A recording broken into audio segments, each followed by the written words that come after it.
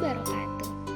Halo semuanya, kali ini kita akan membahas tentang learning disability atau kesulitan belajar. Sebelumnya, izinkan saya memperkenalkan diri.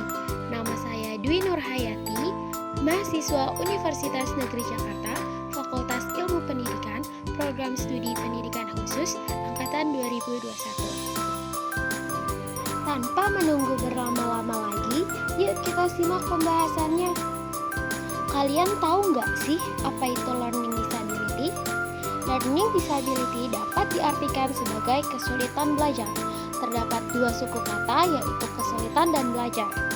Yuk kita cari tahu secara mendalam apa itu kesulitan belajar. Pada umumnya, kesulitan merupakan suatu kondisi tertentu yang ditandai dengan adanya hambatan-hambatan dalam kegiatan mencapai tujuan, sehingga memerlukan usaha lebih giat untuk dapat mengatasinya. Sekarang kita cari tahu yuk, apa itu belajar? Belajar adalah suatu proses usaha yang dilakukan seseorang untuk memperoleh perubahan tingkah laku yang baru secara keseluruhan, sebagai hasil pengalamannya sendiri dalam interaksi dengan lingkungannya. Selanjutnya, kita akan mencari tahu apa itu kesulitan belajar menurut para ahli.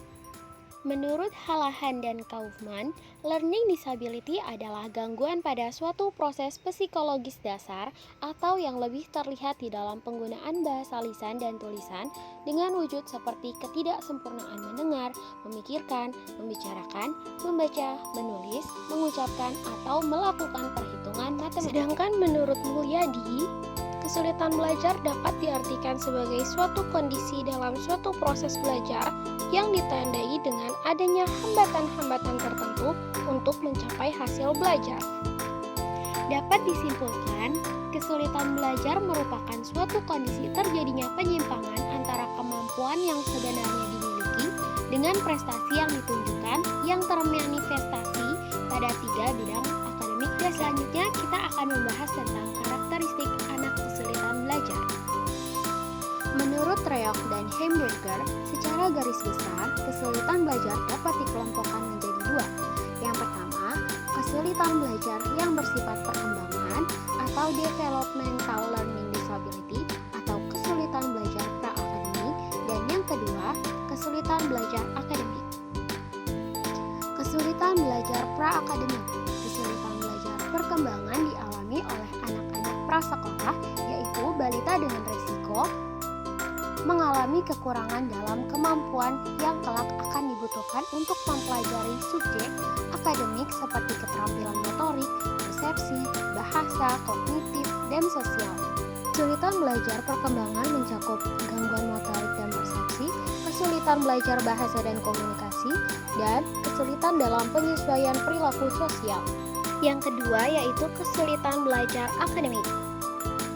Kesulitan belajar akademik adalah kesulitan yang menunjukkan kepada adanya berbagai kegagalan pencapaian prestasi belajar akademik yang sesuai dengan potensi yang diharapkan. Berbagai kegagalan tersebut mencakup penguasaan keterampilan dalam membaca, menulis, dan berhitung. Carley dan Waddington tahun 2002 dan Westwood tahun 2004 mengkategorikan kesulitan belajar pada 7 jenis. Yang pertama, disleksia merupakan kesulitan membaca, ketidakmampuan untuk menyusun, membaca kalimat dalam urutan terbalik dan dalam berbagai macam urutan, termasuk dari atas ke bawah, kiri ke kanan, dan sulit memahami perintah yang harusnya dilanjutkan. Yang keempat ada dispraxia, yaitu gangguan dalam koordinasi mata dan tangan, serta keseimbangan dan ketangkasan manual.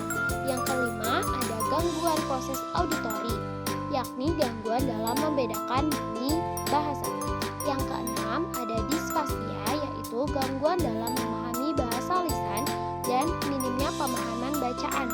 Yang ketujuh ada gangguan proses visual, yaitu gangguan dalam menginterpretasikan informasi visual. Selanjutnya kita akan membahas tentang penyebab terjadinya kesulitan belajar, yaitu ada prenatal, natal, dan postnatal. Prenatal biasanya terjadi karena satu, penyakit atau cedera yang berdampak pada bayi. Yang kedua, perbedaan resus dengan ibu. Dan yang ketiga, mengkonsumsi obat-obatan terlarang. Lalu, natal. Lahir secara prematur, kekurangan oksigen. Postnatal biasanya terjadi karena cedera kepala, lalu kekurangan nutrisi dan zat makanan, dan yang terakhir, overdosis obat-obatan. Selain itu, penyebab menurut Wadsworth tahun 2004, yang pertama, pengajaran yang tidak sesuai, yang kedua, kurikulum yang tidak relevan, yang ketiga, lingkungan kelas yang tidak kondusif, yang keempat, masalah kesehatan, yang kelima, kesulitan memproses informasi spesifik, yang kelima, gangguan sensoris, dan yang terakhir, masalah emosional dan perilaku. Lalu, bagaimana sih layanan pendidikan yang baik? Yang pertama, pengendalian dan urutan isi kurikulum yang dipelajari. Yang kedua, memberikan kesempatan yang banyak pada siswa untuk mempraktekkan pengetahuan dan keterampilan baru yang diperoleh. Yang ketiga, memastikan partisipasi dan merespon yang tinggi pada anak. Misalnya, menjawab pertanyaan guru dan bertahan pada tugas. Yang keempat, menggunakan pengajaran kelompok interaktif. Yang kelima, modeling oleh guru tentang cara efektif untuk menyelesaikan tugas-tugas sekolah. Yang keenam, latihan strategi langsung, yaitu mengajarkan anak-anak bagaimana cara terbaik untuk mencoba belajar tugas baru. Yang ketujuh, memanfaatkan teknologi yang tepat, misalnya pengajaran berbasis komputer. Yang kedelapan, memberikan bantuan tambahan, misalnya dukungan di kelas, pekerjaan, dan les orang tua. Berikut contoh tokoh-tokoh dunia yang pernah mengalami kesulitan belajar. Yang pertama ada Albert Einstein, yang kedua Thomas Edison, yang ketiga Agatha Christie, dan yang keempat John F. Kennedy. Dan masih banyak lainnya. Sekian yang dapat saya sampaikan. Pembahasan kali ini sebagai syarat untuk memenuhi UTS mata kuliah Pendidikan Anak Kesulitan Belajar. Dan semoga pembahasan kali ini dapat menambah pengetahuan untuk kita semua. Kurang lebihnya mohon dimaafkan. Wabillahi taufiq wal hidayah. Wassalamualaikum warahmatullahi wabarakatuh. Dah.